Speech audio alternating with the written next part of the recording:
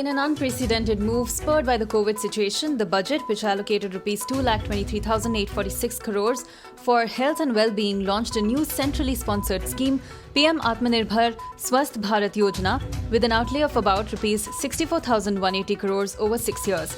In her shortest ever budget speech, the Finance Minister also announced a jump in capital expenditure, more spending on infrastructure, and the doubling of the spending on health.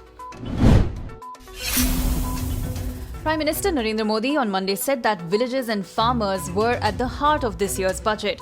Budget 2021 has a special focus on strengthening agricultural sector, boosting farmers' income. It has provisions for further strengthening APMC mandis through Agricultural Infrastructure Fund, and budget for the MSME sector has been more than doubled to boost its growth and create more employment opportunities. Twitter on Monday withheld multiple accounts on its platform, including those linked with the ongoing farmers' protest against the centre's 3 farm laws. The Ministry of Electronics and Information Technology had directed Twitter to block around 100 Twitter accounts and 150 tweets that it claimed were using a controversial hashtag and making fake, intimidatory, and provocative tweets on January 30th.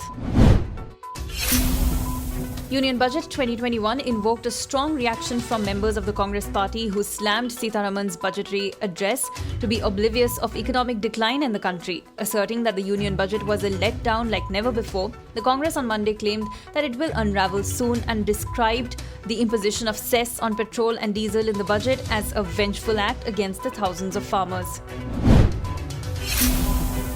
Myanmar's military seized power in a bloodless coup on Monday, detaining democratically elected leader Aung San Suu Kyi and imposing a 1-year state of emergency. The intervention ended a decade of civilian rule in Myanmar, with the military justifying its power grab by alleging fraud in the November elections that Suu Kyi's National League for Democracy party won in a landslide.